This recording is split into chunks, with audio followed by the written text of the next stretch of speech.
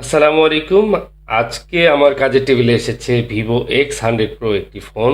আর এই ফোনটার ব্যাকসেলটা মনে হয় নতুন লাগানো ছিল, ব্যাকসেলটা খোলার সময় ভেঙে যায়। মূলত এই ফোনটা যিনি নিয়ে এসেছেন ঢাকা থেকে টাঙ্গাইলে আমার কাছে এসেছেন। ফোনটা একদম ব্যতিক্রম একটি কাজ, এবং এর আগে এই মডেলের কোনো কাজ আমি নিজেও করিনি, এবং কি ইউটিউবে সার্চ করে এটার কোনো সিপিইউ রিবোলিংয়ের কাজ আমি পাইনি। আপনারা জানেন যে ভিভোর বেশ কিছু মডেল রয়েছে একদম আপডেট মডেল, তার মধ্যে এটি এটি কিন্তু একটি, যেটা সচরাচর এই ধরনের কাজগুলো দেখা যায় না। তো আমি চেষ্টা করব যে আজকে এই ফোনটার প্রবলেম ফাইন্ড আউট করে এবং কি খুব সুন্দরভাবে এটার সমাধান করা যায় কিনা সেটি আপনাদের সামনে ভিডিও আকারে তুলে ধরবো। আর এই ফোনটা কিন্তু নিয়ে আসার পর আমি অন করে বেশ কিছুক্ষণ ইউজও করলাম, কিন্তু তখন বেশ মোটামুটি ভালোই চললো, বন্ধ হলো না। উনি নিজেও দেখে অবাক যে এত ভালো বা এতক্ষণ চলারই কথা না। তো যাই হোক, এরপর যখন আমি ভিডিও শুরু করলাম তখন কিন্তু ফোনটা আর অনই হচ্ছে না। দেখুন, অনেকক্ষণ প্রেস করে রাখার পর ভিভো লেখাটা পেলাম। তো আমি দেখি সম্পূর্ণ অন হয় কিনা, কারণ ফোনটা একটু আগেও অন ছিল আর ফোনটা চার্জও ছিল। কিন্তু ফোনটার প্রবলেম হচ্ছে যে র্যান্ডমলি কিন্তু অফ হয়ে যায়, এবং হিট হলেই দেখা যায় অফ হয়ে যায়। দেখুন, ভিভো লেখা এসে কিন্তু আবার ব্ল্যাক স্ক্রিন হয়ে গেল, কোনো ধরনের লেখা লাইট কিচ্ছু কিন্তু এখন নেই। তো এই হচ্ছে প্রবলেম। ফোনটা মূলত উনি ইউজই করতে পারছেন না, যে কারণেই কিন্তু উনি রিপেয়ারের জন্য এসেছেন। এবং মজার বিষয় হচ্ছে যে এই ফোনটার যে প্রবলেমটা হতে পারে, সিপিইউ ইস্যু হতে পারে। সিপিইউর যেহেতু কোনো কাজের ভিডিও সেরকম অনলাইনে আমি পাইনি, বা উনিও খুঁজে দেখেছেন, পাননি। তো উনি ঢাকাতে একটা জায়গায় সম্ভবত উনি নক করেছিলেন যে এই ফোনটার সিপিইউ রিবোলিং করা যায় কিনা। তো ওনারা বলেছে যে এই ফোনটার সিপিইউ রিবোলিং করা যাবে, কাজের উপরে ডিপেন্ড করে। একটা নর্মাল পেজ দিয়ে করলে 1500 টাকা পড়বে, আর ভালো মানের পেজ দিয়ে করলে একটু বেশি পড়বে।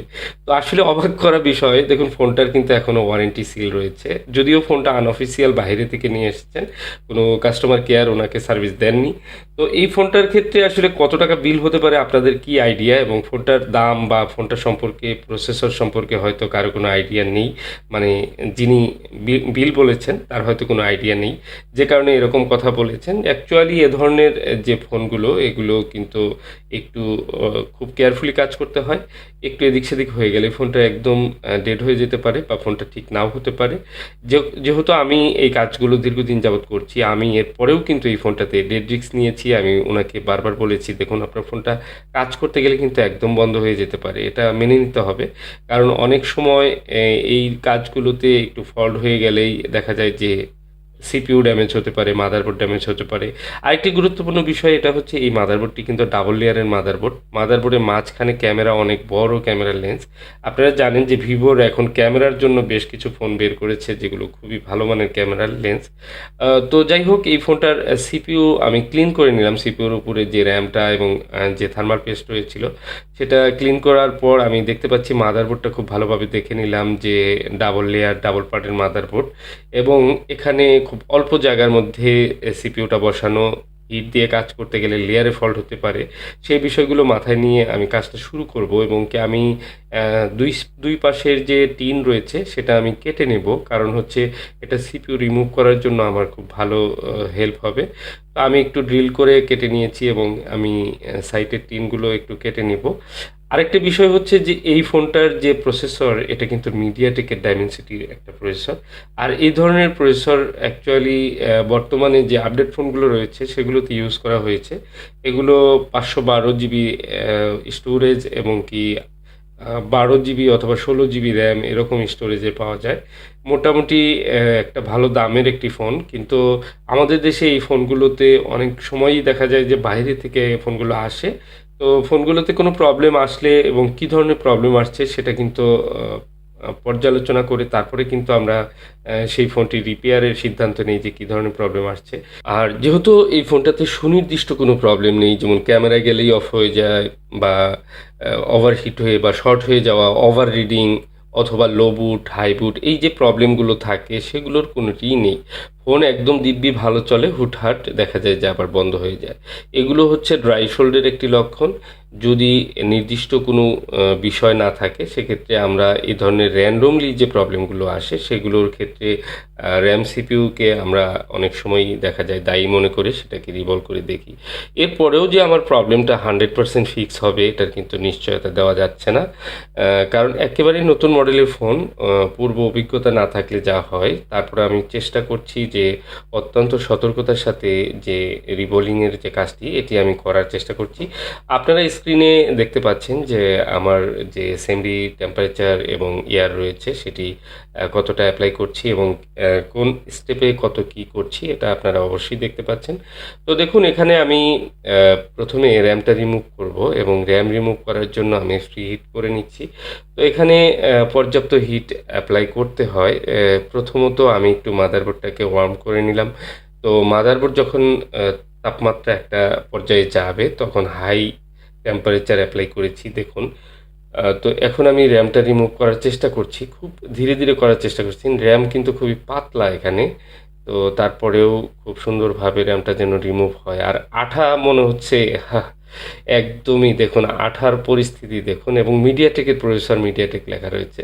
তো আঠাগুলো লাইক আপনার ওয়ান প্লাসের মতো হতে পারে, কিছু কিছু ওয়ান প্লাসে এই ধরনের আঠা আমি পেয়েছি। তো সুন্দর করে আঠাগুলো পরিষ্কার করতে হবে। দেখুন আঠাগুলো আসলে নর্মালি ক্লিন হতে চায় না, এবং এ ধরনের আঠা আমরা কিন্তু ব্লেড দিয়ে পরিষ্কার করতে পারি অথবা ডিশোল্ডারিং উইকে পরিষ্কার করতে পারি। বিভিন্ন প্রসেস রয়েছে গ্লু পরিষ্কার করার, আপনারা যে কোনোটাই অ্যাপ্লাই করতে পারেন। এরকম কোনো ম্যান্ডেটরি নেই যে এটাই করতে হবে, এরকম কিছু না। তো আমি আমার মতো যেভাবে সুবিধা হয় আমি কাজ করছি। তো দেখুন প্রথমত হচ্ছে প্রথম স্টেপটা হচ্ছে র্যাম রিমুভ করা। র্যাম রিমুভ করার ক্ষেত্রে আমি বেশ সাকসেসফুলি করেছি। আমার মনে হয়েছে যে কোনো ধরনের প্রিন্ট ড্যামেজ হয়নি, কোনো ধরনের বল বা প্রিন্ট উঠে যায়নি, সেই সাথে র্যামটাও ড্যামেজ হয়নি, র্যামটা ফুলে যাওয়া, অনেক সময় র্যাম রিমুভ করার সময় সিপিইউ ফুলে যায়, তো এরকম কিছু হয়নি। মোটামুটি এই পর্যায়ে এসে মনে হচ্ছে যে না, এখন পর্যন্ত ঠিকঠাক আছে। তো আমরা এখন পরের যে স্টেপ রয়েছে সেটা করব। তার আগে ক্লিন করে নিলাম, প্রসেসরের উপরে যে গ্লু থাকে সেগুলো ক্লিন করে নিলাম, এবং সিপিইউর পাশে যে গ্লু সেগুলো আরেকবার চেক করে নিচ্ছি যে কোথাও কোনো কানেক্টিভিটি রয়েছে কিনা। আশেপাশের যে ছোট ছোট কম্পোনেন্ট সেগুলোর কোনো কানেক্টিভিটি থাকলেও কিন্তু অনেক সময় সেই কম্পোনেন্টসগুলো উঠে যায়।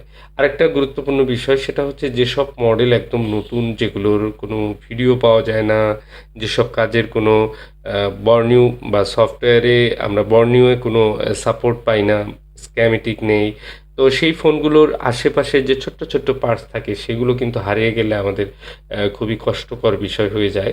অনেক সময় সেগুলো আর খুঁজে পাওয়া যায় না। সো এই বিষয়টা খেয়াল রেখে আমাদের কিন্তু কাজ করতে হয়। দেখুন আমার যদিও ভিডিও চলছে, তো আমি সিপিইউ রিমুভ করে নিয়েছি। মোটামুটি একটা টেম্পারেচার ভালোই অ্যাপ্লাই করতে হয়েছে। তারপরেও সিপিইউটা খুব সুন্দরভাবে খুব সেফ ওয়েতে আমি কিন্তু রিমুভ করেছি। কোনো ধরনের প্রিন্ট ড্যামেজ হয়নি, এবং কি সব ঠিকঠাক আছে। আমি সুন্দর করে এবার মাদারবোর্ডটা ক্লিন করব। আমি একটা ফোনের ভিডিও দেখেছিলাম, সেটা হচ্ছে যে ইউটিউবে একটা ভিডিও পেয়েছিলাম, সেটা ভিভো X100। X100 আর X100 প্রোর মধ্যে অনেক কিছুই মিল রয়েছে। সেটা ইন্ডিয়ার বিলাল আকাশ ভাই, উনি হচ্ছে সেই ভিডিওটা করেছেন। তো ওনার ভিডিওটা আমি দেখলাম, উনি প্রায় 1-1.5 ঘন্টার মতো একটা লং ভিডিও ছিল। সেই ভিডিওতে উনি যেটা ট্রাই করেছিলেন সেটা হচ্ছে যে ওই ফোনটার মূলত ওয়াইফাই কাজ করছিল না, আর ব্লুটুথ কাজ করছিল না। তো ওয়াইফাই ব্লুটুথের মূলত যে আইসি সেটাই হয়তো প্রবলেম। তারপরে উনি সিপিইউ রিভলভ করেছিলেন, কিন্তু সেই প্রবলেমটি ফিক্স হয়নি, বাট ওনার ফোনটি রান হয়েছে। তো ওনার যে ওই কাজটি সেই কাজটিও দেখেছি, এবং আমি চেষ্টা করেছি যে আরও ভালোভাবে কাজটি করার। আহ, আমার কাজটা হয়তো আপনারা দেখলে সেটাকে মূল্যায়ন করতে পারবেন। তো যাই হোক, আমি এখানে দেখুন র্যামের সাথে একেবারে আইসির যে লেখা সেটা কিন্তু উঠে আছে।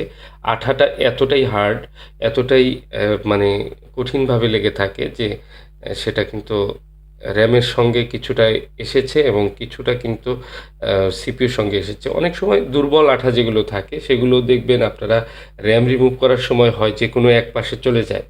তো যা হোক, একেকটা কোম্পানি বা একেকটা ফোনের ক্ষেত্রে একেক রকম হয়ে থাকে।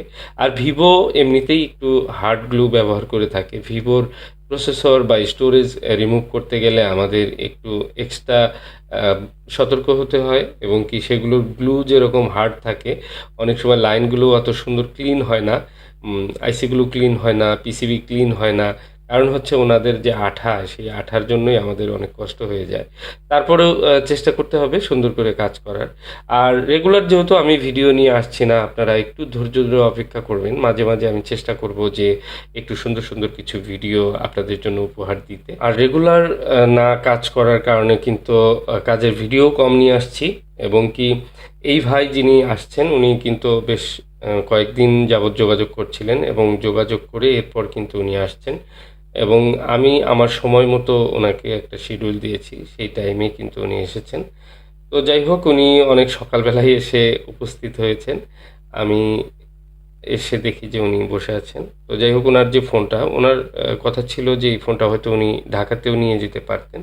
কিন্তু উনি আমার কাজ দেখে আশ্বস্ত হয়েছেন যে আমার কাছ থেকে কাজটা করলে হয়তো ভালো হবে বা একটা হওয়ার চান্স আছে। তো এই জন্য উনি দীর্ঘক্ষণ জার্নি করে এসেছেন ঢাকা থেকে। আর উনাকে যারা বলেছে যে অ্যাকচুয়ালি 1500 টাকা সিপিইউ রিভলের কথা, তাদের হয়তো এই ফোন বা এই সিপিইউ সম্পর্কে কোনো নলেজ নেই, যে কারণেই তারা এই ধরনের কথা বলেছেন। কারণ অনেকেই মনে করেন যে ভিভো ফোন হয়তো বা একটা মিড রেঞ্জের বাজেটের একটি ফোন হবে, এরকম একটা ধারণা করেছে হয়তো। আর বর্তমানে সিপিইউ রিবোলিংয়ের কাজের ভ্যালু একেবারেই নাই বললেই চলে, কারণ এটা এখন সব জায়গায়ই করা হচ্ছে বা সবাই করে। যে কারণে আমার এখানেও মোটামুটি এখন সবাই সিপিইউ রিবোলিং করে, এই জন্য আমি এখন আর করি না। ম্যাক্সিমামই দেখা যায় যে তারাই করে ফেলে, আমার দোকানে 4-5 জন আরও আছে। তো আমি দু একটা করি, যেগুলো একটু ক্রিটিক্যাল মনে হয় সেগুলোই করি। তবে কাজের মান কিন্তু এক হবে না। কাজের মান, যারা এক্সপার্ট তাদের কাজের মান একরকম, আর যারা নর্মালি নতুন ট্রাই করছে বা অ্যাভারেজ কাজ করছে, কারণ মূল্যায়ন যখন কম হবে, কাজের বিল যখন কম হবে, তখন কাজের আউটপুট বা কোয়ালিটি অবশ্যই সেটা খারাপ হবে, কম্প্রোমাইজ করতে হবে সেদিকেও। আর অনেক সময় বিলও কম পাওয়া যায়, যে কারণে অত বেশি এফোর্ট দিয়ে কাজ করে না টেকনিশিয়ানরা। হলে হবে, না হলে না হবে, ডেট রিস্ক থাকে, নানান বিষয় আছে। তো যখনই একটা কেয়ারফুলি একটা কাজ করবে, একজন অভিজ্ঞ টেকনিশিয়ান কাজ করবে, তখন কিন্তু সেটার বিষয়ে অবশ্যই ভেবেচিন্তে সাকসেসফুলি একটা কাজ করার চেষ্টা করবে। তো যাই হোক, আমার এখানে অনেক কথায় কথায় কিন্তু আমি সিপিইউ ক্লিন করে রিভলভ করেছি। এখানে একটা বল কিন্তু হয়নি, বলটা ওখানে বসিয়ে নতুন করে এখানে লাগিয়ে দিব। তো দেখুন, মোটামুটি তাছাড়া সব ঠিক আছে।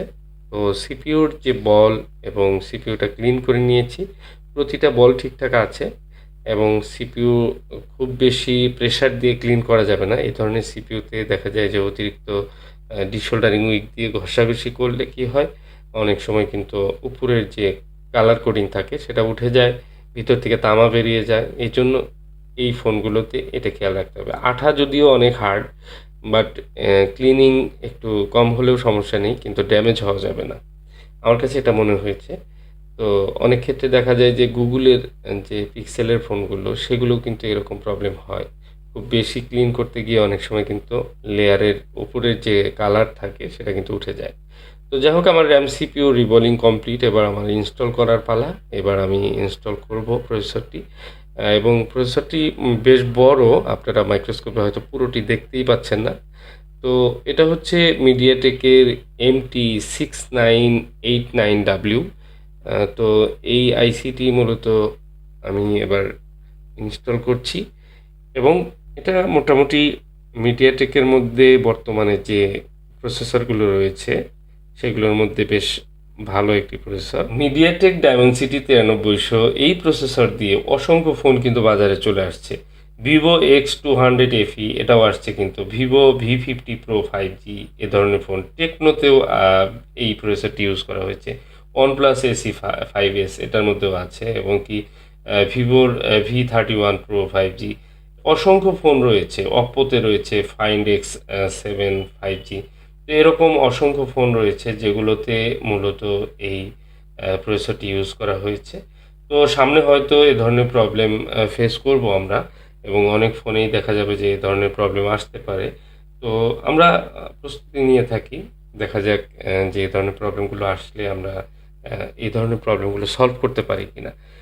তো যাই হোক, কথায় কথায় সিপিইউ, র্যাম সব কিছু ইনস্টল শেষ। আমি একটু ঠান্ডা করে নিচ্ছি। তো এখানে ঠান্ডা হয়ে গেলে আমি উপরের টিনটি লাগিয়ে দিব। তো যাই হোক আমি একটু চেক করব আগে, কারণ প্রথমত যে ফোনটা অন আছে কিনা, ডেড হয়ে গেল কিনা সেটা গুরুত্বপূর্ণ বিষয়।